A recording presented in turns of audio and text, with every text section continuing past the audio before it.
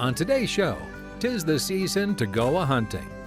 The snow and winds of South Dakota aren't going to stop these hunters, especially two of them who are out to prove they have what it takes. Laura got it! Yeah! Set that back up on top. And what's better than a tried and true Christmas goose on the holiday table? Guy's heavy.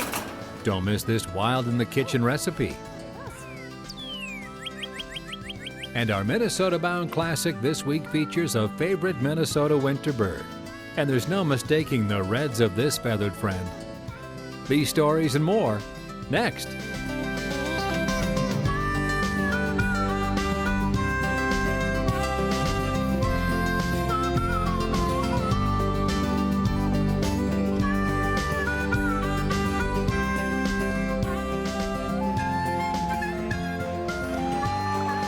Minnesota Bound. Brought to you by Minnesota's Select GMC dealers.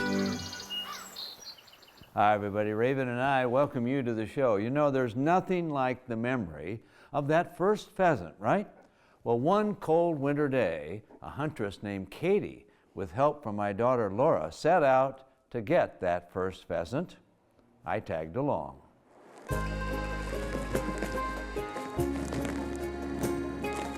Okay, so our South Dakota adventure here at Cannon River's High Plains started off in the worst way. Wind-whipped snow, cold, and, okay, a good old-fashioned blizzard.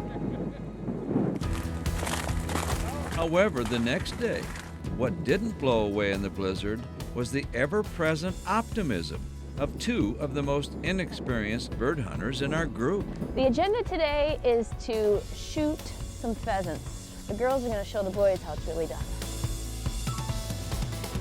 Hopefully.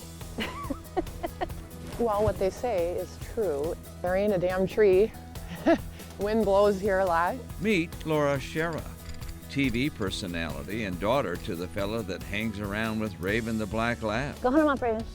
Hunt 'em up. Laura has bagged ringnecks before, but was anxious to prove it was no fluke. I would say the conditions are just slightly better than yesterday. And this is Katie Schachner, a company colleague who is also an absolute first-time shotgunner, starting with her hunter safety course. I did this in 45 days. I learned how to do all this.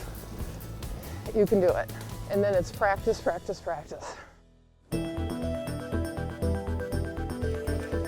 While the rest of us were more experienced bird hunters, we all had the same goal, to watch Katie bag her very first ringneck. This is the first gun I've ever shot. This is a Frankie. Real good, very easy to handle.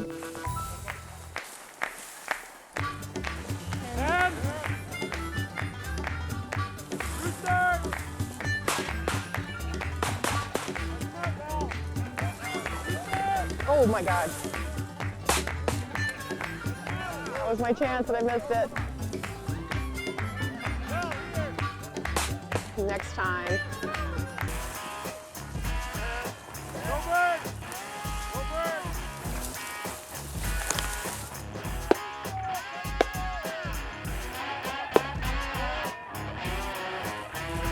Start shooting, Katie. Too late, Katie. Passing up shots, Katie said she was more concerned about safety than getting that first bird. Meanwhile, Laura finally dropped her first ringneck of the hunt. And I have restored faith in my father that I can shoot a pheasant. I didn't know if she was related to me or not because it took her a long time to get a pheasant. It's always good fun.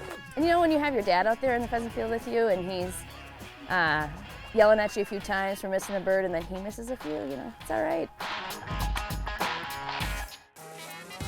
Not that the rest of us were dazzling wing shooters. And we can't say there weren't plenty of chances. The hen had a long tail. Katie up there. Katie, this is your turn, sweetheart.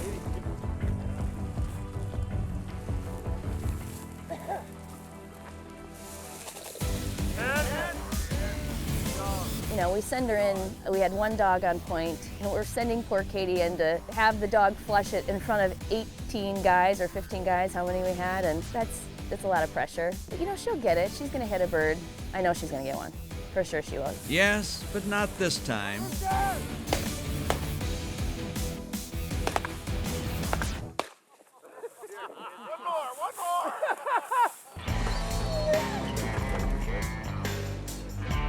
Okay, time to regroup.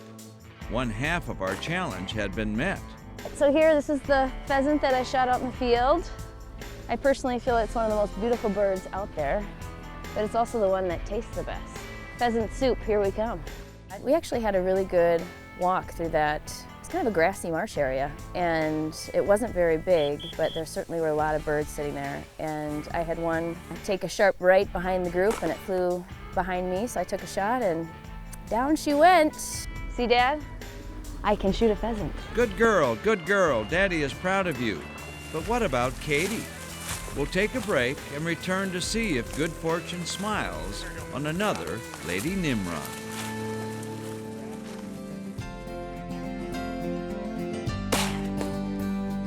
The pheasants are still flying in the high plains, but are the hunters hitting them?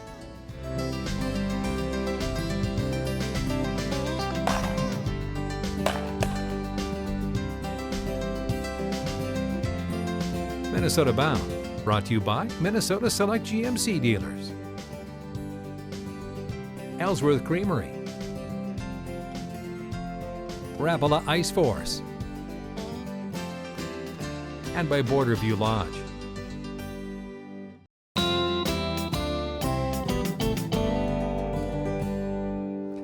All right, let's continue the hunt for that first pheasant. Shoot straight, Katie. Okay, the pressure is mounting here in the bird-rich fields at High Plains. One day to go. Could Katie do it? Poor Katie, the guys are giving her a hard time. I think I was on the sidelines as her, giving her as much encouragement as possible, because it's not easy. When you're hunting in big groups and it's your first time hunting, it's really intimidating. We also have a first-time pheasant hunter here who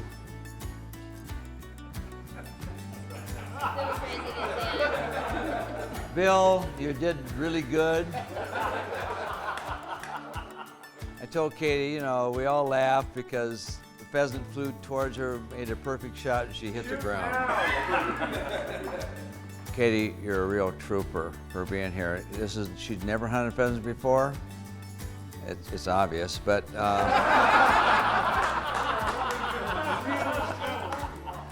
Katie, here's to you, honey. You really are a trooper. And Katie will be a pheasant slayer someday because she has what it takes. The speech is over. Back in the field, Katie remained determined. Laura, too, had her moments. What is this? What is that? Is it a rooster? Wrong way. That was not my bird. Oh, how did I miss that? Darn it! Well, that's called hunting. Here it comes. Dad, I'm loading my gun.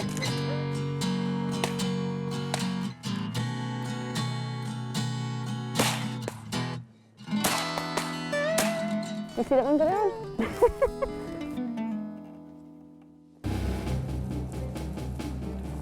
As our final day of hunting was winding down, we invented a new plan for Katie and Laura. We're on the afternoon hunt now, so kind of broke into a smaller group. My arm's starting to get sore because we've done, I suppose we've walked probably 4 or 5 miles today. The gun has no problem. The problem is there is a missing issue. Clearly, I'm not lining the target up. You almost have to be ready at all times because they're going to come and it's going to come up fast. But not always. Hey, Raven, what did you find? Laura got it! Yeah! Woo woo!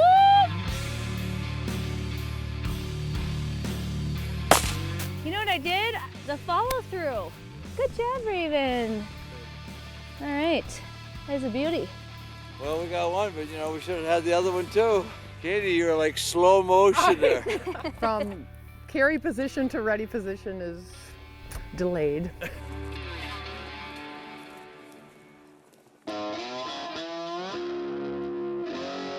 We all knew Katie would eventually learn, and someday that first bird would fall.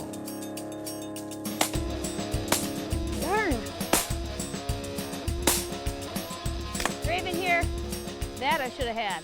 It was low. Apparently, I must not have been lined up all the way. Like the dot didn't line up with my eye. It looked good. Like it felt good, really good. There's more. Hey, watch this, Katie. Missing ringnecks is easy.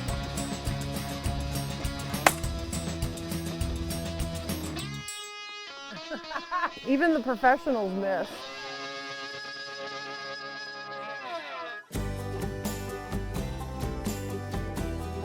Meanwhile, Raven kept hunting, birds kept flying, and Katie kept, well, you know the rest. Missed all 3 times, ran out of shells, had to run back over here to get some shells from Marv. Run back, shot some more. I'm shooting at least. I got some shooting and I got some missing. And so we come to the end of the field, so to speak. Katie will have to wait for her first ringneck, but our story still has a happy ending. The fact is that she's out here making the effort, and she's taking the fear out of it and getting out here and doing it. And that's the only way you learn. You have to go through the learning curve. It's just the way it is. So I'm proud of her. This is the best damn thing I've ever done in my life. The spices smell wonderful. Up next, Laura Shera goes wild in the kitchen with the perfect recipe that's sure to be a favorite on your holiday table. The skin is crisp. Merry Christmas to you, Paul. Closed captioning from Minnesota Bound is brought to you by Bradco Truck Accessories.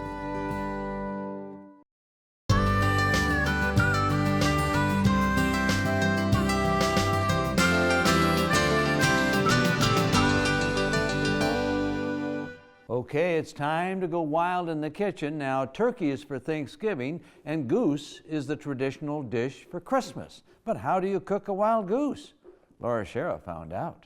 Today we are getting wild in the kitchen, celebrating the holidays, and I'm here with Chef Paul with Firelight Grill House and Cocktail Bar, and today we're cooking a Christmas goose. Is that right? Nothing says Merry Christmas like the famous Christmas dish, goose. What we want to do is we want to get the best flavor out of the goose. We want to start off with a marinade. So what I do is I take peppercorns and cloves, allspice and thyme and bay leaf. Okay, now I'm going to add the brown sugar. Now when I add the brown sugar, that really helps the other spices stay close and they grind up. So we take that ground spice mixture and we dump it into a bowl, and then we're going to take a little Gras Meunier, and then I'm just going to slice my garlic, and then I'm just going to mix that up. Now, as you can see, it makes like a soft paste. Just Okay. take that and start to rub it around on the inside. The spices smell wonderful. Time for a goose to rest for 3 days. Our goose has been in the bag and it's been massaged over the past couple of days. We're getting ready to cook it. Taking the temperature up to 400. All right, Chef Paul, so we've turned the goose over twice, and now it's time to add the veggies? That is correct. What we have here is we have celery. You want to dump that we'll in put there? this in here. Right in oh, here. and this one. Onion, Onion, rutabaga, going in. beets, Ooh, yellow beets. turnips, and carrots. Almost all root vegetables. And then we're going to set that back up on top of those vegetables. This guy's heavy. Ooh, there he goes. And now it's time to get our Christmas goose. The vegetables are tender, the skin is crisp, and it's golden brown. Merry Christmas to you, Paul. Thank you, and same to you and your family. Thank you. And Merry Christmas to all of you. And here's wishing that you get wild in the kitchen this holiday season.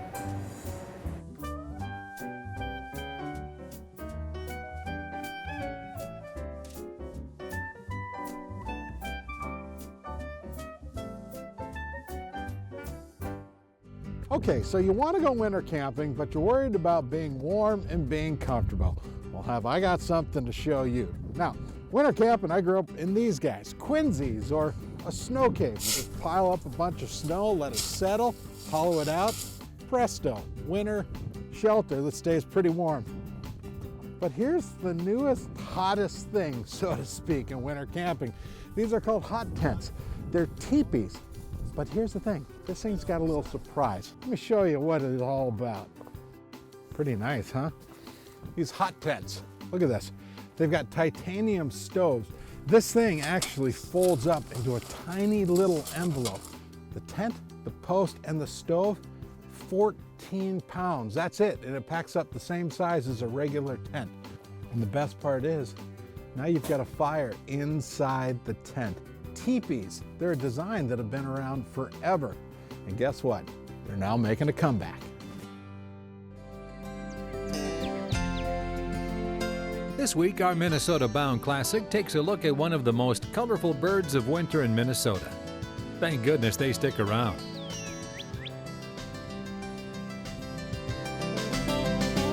Minnesota Bound, brought to you by Connecticut,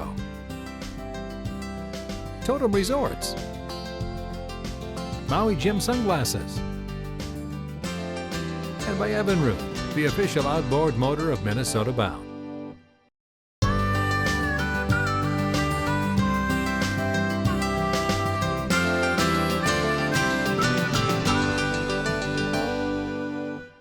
All right, it's time now for our Minnesota Bound Classic.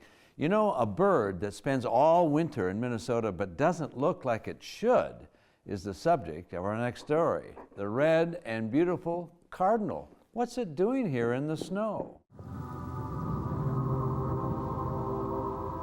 In the stark environs of a Minnesota winter, we can all agree it's a welcome sight in any tree.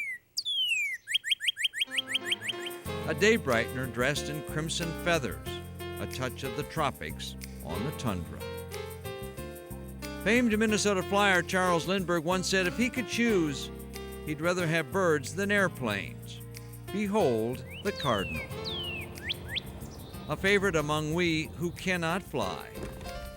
An icon of 7 states and countless sport teams. A bird so richly red, adorned with a noble crest, it was named in honor of Roman Catholic cardinals who wore much the same. Although the female cardinal is less showy and more drab, nature's way of camouflaging a red bird, together the cardinal pair who mate for life are true residents, winter or summer, spring or fall. The cardinal is actually one of our newer birds in Minnesota in long-term perspective because the cardinal didn't come into the state until about the 1880s, and it's been expanding its range northward, and now we actually have cardinals all the way up to the North Shore and up in the Brainerd area. And they frequent our backyards, attracted to bird feeders offering black sunflower seeds, cracked corn, and other goodies. And it's a bird that adapts very well to a backyard setting where it can nest in the trees and shrubs and come to the feeders. Cardinals are notorious early and late in the day visitors to backyard handouts. Their short, stout beaks are designed for breaking seeds or crushing bugs. Aesop the philosopher once said, "It is not only fine feathers that make fine birds." The good news is, fine birds seem to be expanding their range in America, spreading both north and west in brushy habitats. It's colorful, the song is great, and we can continue to see and enjoy lots of cardinals here in Minnesota. So, Godspeed to the red bird of happiness. To paraphrase poet Emily Dickinson, if you love cardinals, it might save going to heaven. Ah, the beautiful cardinal. Aren't we happy they decided to spend the winter with us to brighten our day? Well, that about does it for us. Remember, introduce a kid to the great outdoors, show him a cardinal. I'm Ron Sharon, of course, always the star of the show, who, I don't know what she wants. Her name is Raven.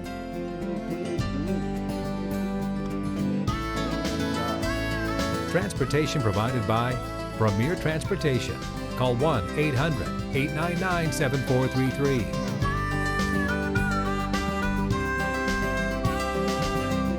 For more information on these stories and more, catch us on the web at mnbound.com. Share your stories on the Minnesota Bound Facebook page under the Share Your Story tab.